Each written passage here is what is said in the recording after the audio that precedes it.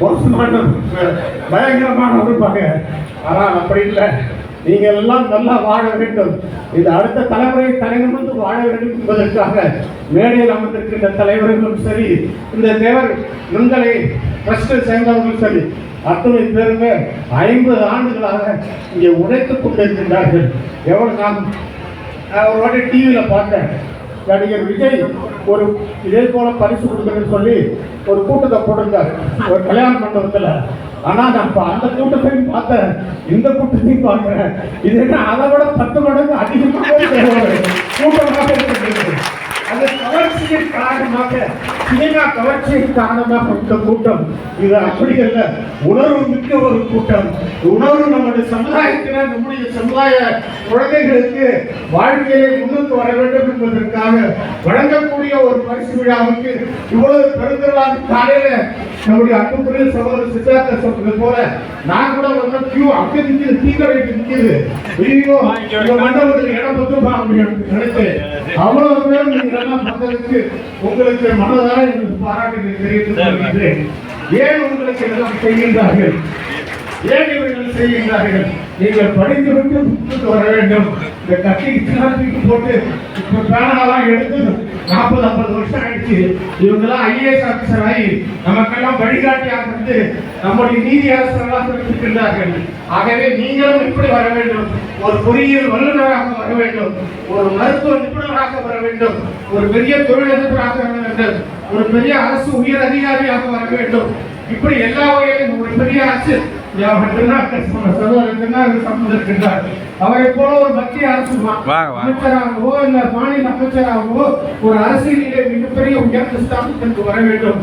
இப்படி எல்லா வகையிலும் நீங்கள் வாழ்க்கையிலே முன்னேற வேண்டும் என்பதற்காக தான் இந்த ட்ரஸ்ட்லே இன்று இது போல 47 லட்சம் ரூபாய்க்கு உங்களுக்கு அனைவருக்குமே பரிசு தொகை வழங்கி உங்களுக்கு ஆக்கமும் ஊக்கமும் அளிக்க வேண்டும் என்பதற்காக அவர்கள் செய்கின்றார்கள்.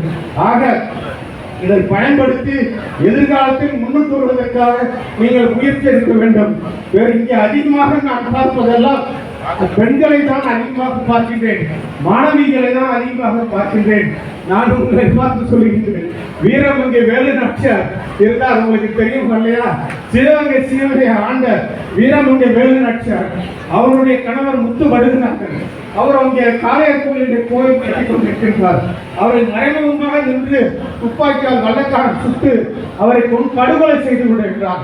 அதற்கு பிறகு சிவகங்கை அந்த வெள்ளைக்காரர்கள் எடுத்துக்கொண்டு ஆட்சி செய்திருந்தார்கள். வீரமங்கை வேலு நாச்சியார் மாமன்னர் மருதுபாண்டியர்களுடைய துணையுடன் அவர் என்ன செய்தார் என்றால், திப்பு சுல்தானை போய் பார்த்து அவரிடம் படையை கேட்டு ஆயுதங்களை பெற்று 7 ஆண்டுகள் பயிற்சி எடுத்து, உங்களுக்கு ஒன்று தெரியுமா, வீரமங்கை வேலு நாச்சியாருக்கு 7 மொழிகள் தெரியும். 7 மொழிகள் தெரியும். உங்களில் எத்தனை பேருக்கு எத்தனை மொழிகள் தெரியும்? 250 ஆண்டுகளுக்கு முன் ஆண்ட ஒரு பெண்மணி, இந்த தேசத்தினுடைய விடுதலைக்காக தன்னை அர்ப்பணித்துக் கொண்ட ஒரு உத்தம தலைவி. அவர்களுக்கு 7 மொழிகள் பேச தெரியும், குதிரையில் சவாரி தெரியும், வாழ்வீச்சு தெரியும். இப்படி ஈட்டியை விட்டிருந்தால் எதிரியை அதே நொடிப்பொழுது அவனை கொல்ல முடியும். அவ்வளவு திறமை வாய்ந்தவன். மீண்டும் வெள்ளக்காரர்களை இந்திய வரலாறிலே வெள்ளக்காரனை தோற்கடித்து விட்டு மீண்டும் ஆட்சியை எடுத்தது வீரமங்கை வேலு நாச்சியார் மட்டும்தான். ஒரே பெண்மணி மட்டும்தான் செய்தார். அதுவும் எல்லாம் சொல்ல ஜான்சி ராணி என்று சொல்வார்கள். ஜான்சி ராணிக்கு முன்னணியே வீரமங்கை வேலு நாச்சியார் தோன்றியவர், மறைந்தவர். ஆக நம்முடைய தமிழ், நம்முடைய தேவரிடத்தில் பிறந்தவர். அதுதான் சொல்லுகின்றேன், இங்கே வருகை தந்திருக்கின்ற ஒரு வீரமங்கை வேலு நாச்சியார் நீங்கள் படித்திருக்கு.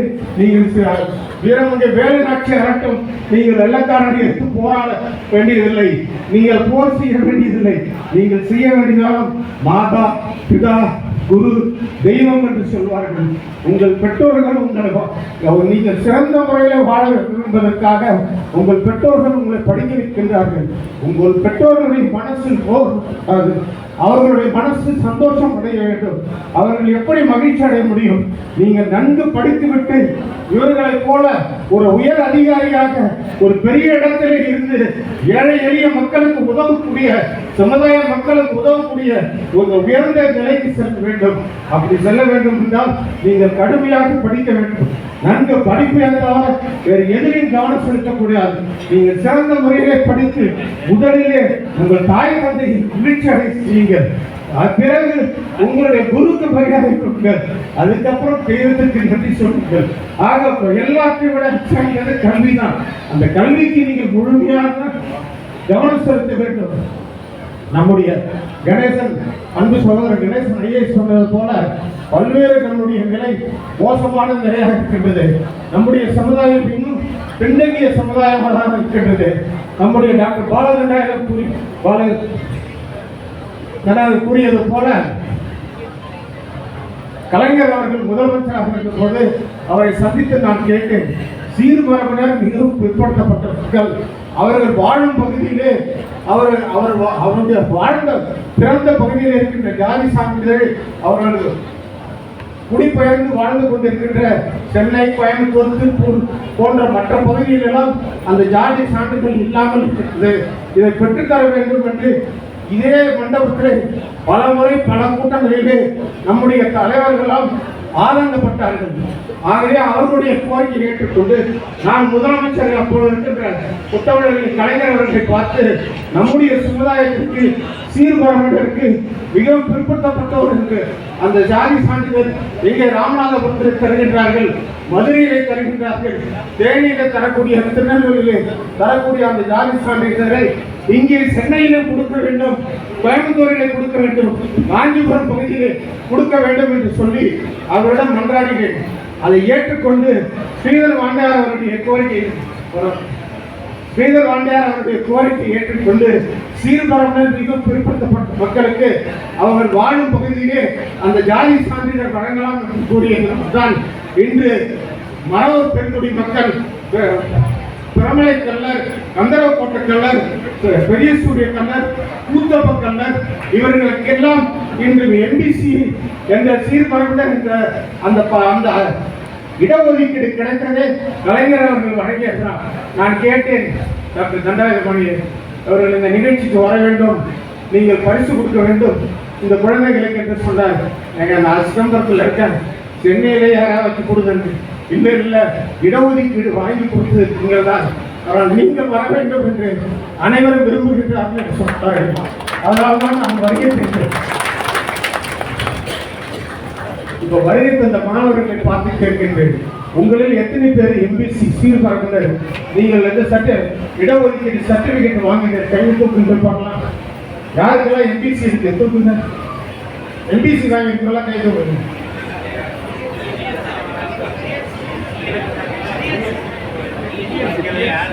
பிசி எவ்வளவு பேர் இருக்கு?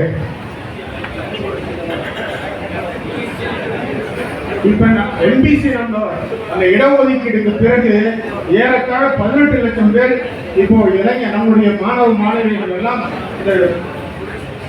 அவர்களுடைய கிராமங்களிலிருந்து குடிபெயர்ந்து இப்ப சென்னை, கோயம்புத்தூர், திருப்பூர் பகுதியில் வந்து எம்பிசி வாங்கி அவர்கள் இடஒதுக்கீடு அனுபவித்துக் கொண்டிருக்கின்றார்கள். இப்போது சீர்பரவினரை இப்போ யுனைடெட் கம்யூனிட்டியை யுனைடெட் ட்ரைப்ஸாக மாற்ற வேண்டும் என்று மிகப்பெரிய கோரிக்கை வைத்திருக்கின்றார்கள்.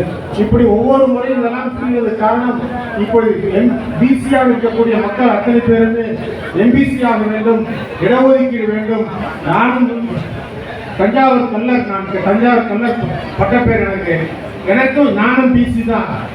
இங்க இருக்கக்கூடிய கணேசன் ஐஏஎஸ் இருக்காரு, அவரும் பிசி தான். நாங்கெல்லாம் பிசி தான். நீங்க எப்படி பிசி சொல்றீங்களோ நாங்களும் பிற்படுத்தப்பட்ட சமுதாயமா தான் இருக்கின்றோம். இதையெல்லாம் மாற்ற வேண்டும். எப்படி மாற்ற முடியும்? அவர் நம்முடைய ஐஏஎஸ் ஆஃபீஸரை வழி சொல்லுகிறார், ஜாதி வாரியாக கணக்கெடுக்க வேண்டும். ஜாதி வாரியாக கணக்கு அரசு எடுக்கின்ற பொழுதுதான் நம்முடைய சமுதாயம் எவ்வளவு பெரிய சமுதாயம். இந்த தமிழ் தேசத்திலே, இந்த தமிழ்நாட்டிலே நம்முடைய சமுதாயம் மிகப்பெரிய சமுதாயம், முதன்மையான சமுதாயம் என்பதை அரசுக்கு தெரியும், உலகத்துக்கே தெரிய வாய்ப்பு கிடைக்கும். ஆகவேதான் இந்த ஜாதி வாரியாக